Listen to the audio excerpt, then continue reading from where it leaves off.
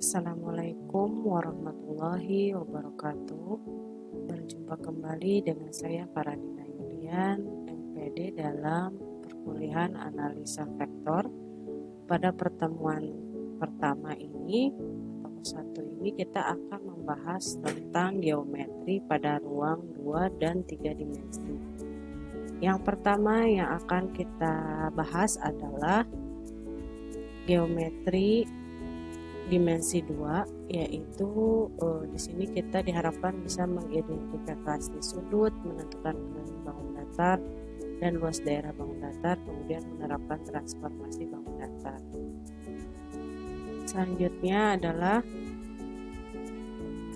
pengertian daripada sudut.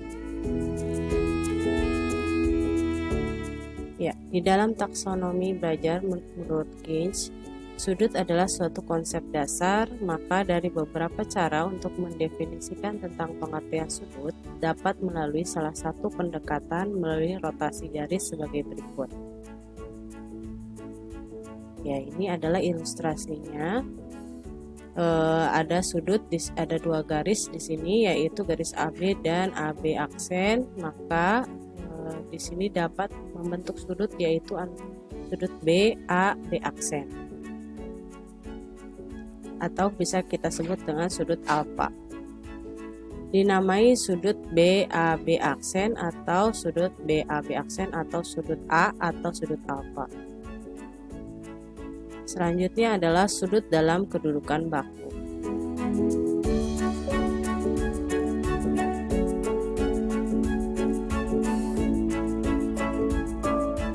Ya, sudut theta tidak dalam kedudukan baku. Ini ya, sudut BAC. Nah, sudut theta dalam kedudukan baku dia ada di koordinat kartesius. Jadi garisnya itu tepat berada, salah satu garisnya berada di garis X di sini, sumbu X. Sisi AB disebut sisi permulaan dari sudut theta, kemudian sisi AC disebut sisi batas dari sudut theta. Selanjutnya adalah sudut sebagai bentuk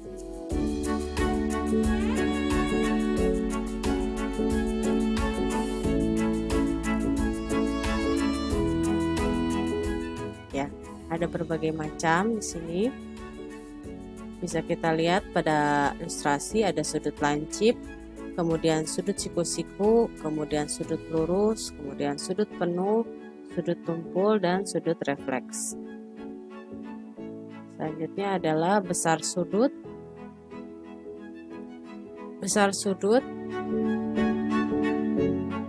ada beberapa macam, yaitu ada seksagesimal, kemudian radial, kemudian sentisimal. Selanjutnya adalah sistem seksagesimal. Ya, sebagai motivasi digunakan sejarah matematika bahwa berdasarkan hasil pengalian situs purbakala di lembah Mesopotamia atau sekarang termasuk daerah Irak, diketemukan bahwa ilmu pengetahuan yang dimiliki bangsa Babilonia pada masa itu sudah sangat tinggi. Bahkan dari peninggalan bangsa Sumeria atau kira-kira 3000 tahun sebelum Masehi, didapati telah membagi satu putaran penuh menjadi 360 bagian yang sama. Inilah yang menurut dugaan para ahli bahwa satu lingkaran penuh dibagi menjadi 360 derajat atau ditulis selanjutnya dengan simbol 0 ya, seperti O atau 0.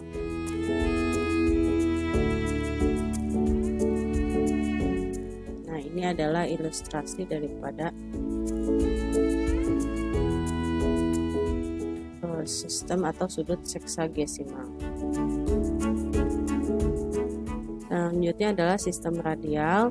Sebagai motivasi diceritakan bahwa untuk pengukuran sudut elevasi penembakan meriam dalam kemiliteran zaman dahulu diperlukan ukuran sudut yang tidak menggunakan ukuran derajat, namun ukuran lain yang lazim kita kenal dengan istilah sistem radian. Dalam sistem radian yang dimaksud besar sudut satu radian adalah besar sudut pusat dari suatu lingkaran yang panjang busur di hadapan sudut tersebut adalah sama dengan jari-jari lingkaran tersebut.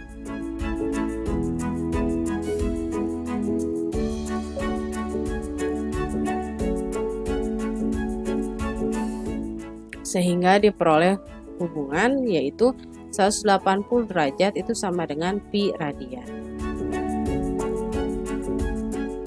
Atau 1 radian ekuivalen dengan 57,296 derajat ekuivalen dengan 57 derajat 17 menit 43 detik ya, atau 1 derajat itu ekuivalen dengan 0,017453 radian.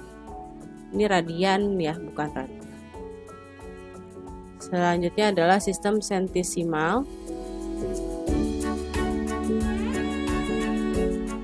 Pada instrumen-instrumen untuk keperluan astronomi, penerompongan bintang, teodolit dikenal satuan sudut yang sedikit berlainan dengan kedua ukuran di atas. Sistem ini kita kenal dengan nama sistem sentisimal.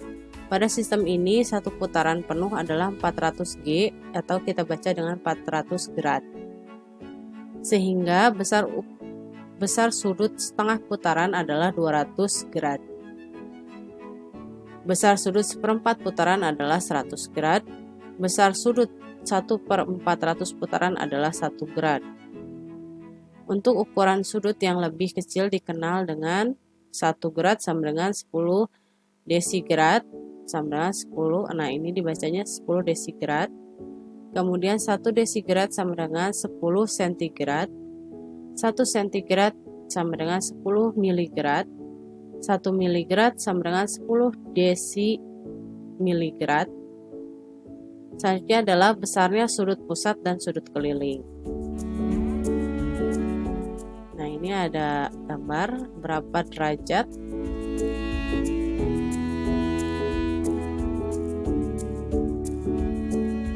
Nah, ternyata 360 derajat kita kurangi dengan 2 kali 40 derajat, yaitu 280 derajat. Selanjutnya adalah beberapa relasi sudut. Nah, di sini ada yang dinamakan dengan sudut bersisihan, jumlahnya 180 derajat. Kemudian sudut bertolak belakang atau sama besar. Nah, yang untuk sudut bersisihan itu adalah sudut A1 yang ini dengan sudut A4 yang ini. Kemudian sudut A2 yang ini. Nah, ini kita sebut dengan sudut yang bersisihan. Lalu sudut yang bertolak belakang. Nah, ini kayaknya ketinggalan nih, harusnya A1 dengan sudut A3 ya ini ya.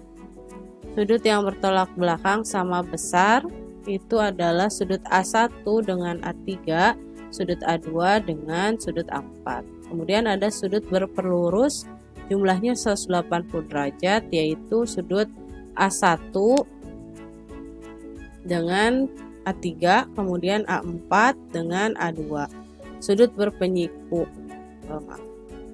sudut berpenyiku jumlahnya 90 derajat. Selanjutnya adalah ya, ini ada 2 garis ya. Ada 2 garis yang sejajar dan 1 garis yang memotong. Di sini kita beri angka 1 2 3 4 5 6 7 8. Nah, ini garis A dan B, garis A sejajar B, garis B sejajar A, C memotong A dan B. Nah, ini sudut-sudutnya.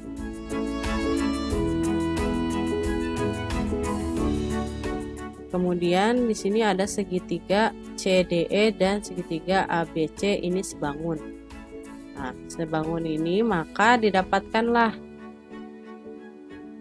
bahwa besar CD per CA sama dengan CE per CB sama dengan DE per AB, di mana garis dari DE itu sejajar dengan AB. Selanjutnya adalah segi 4. Nah, segi 4 ini dibagi atas beberapa atau diturunkan itu bisa menjadi segi 4 tali busur, jajar genjang, layang-layang, trapesium, dan segi 4 garis singgung. Nah, dari jajar genjang ini bila kita turunkan maka menjadi persegi panjang dan belah ketupat. Nah, persegi panjang belah ketupat kita teruskan kembali maka dia menjadi persegi dari definisi ya. Kemudian trapesium. Trapesium juga dibagi atas dua, yaitu trapesium siku-siku dan trapesium sama kaki. Kita lihat contoh soal. Jika suatu jajar genjang ABCD diketahui panjang BE tegak lurus ke garis AD, maka garis BC sama dengan 6 cm, garis AB sama dengan 9 cm, dan panjang BE sama dengan 8 cm, maka luas daerah jajar genjang tersebut adalah, yaitu bisa kita masukkan ke dalam rumus jajar genjang ya. Kita tuliskan dulu yang diketahuinya, kemudian ditanyakannya, dan baru kita masukkan ke dalam rumus luas daerah jajar genjang. Nah, selanjutnya, manakah bangun yang kelilingnya terpanjang? Nah, ini kelilingnya terpanjang berarti kita cari yang terpanjang ini ya, 1, 2, 3, 4 ya. Nah, silahkan dihitung menggunakan rumus keliling dari masing-masing bangun ruang yang ada pada gambar. Nah, contoh 1 dan 2 ini menjadi latihan soal ya. Oke, selanjutnya kita akan belajar tentang geometri dimensi 3 pada pertemuan berikutnya. Untuk pertemuan hari ini kita cukupkan sampai sini. Mohon maaf atas segala kekurangan dan kesalahan. Silahkan dikerjakan latihan soalnya di buku latihan seperti biasa, kemudian nanti dikumpulkan. Mohon maaf atas segala kesalahan. Wassalamualaikum warahmatullahi wabarakatuh.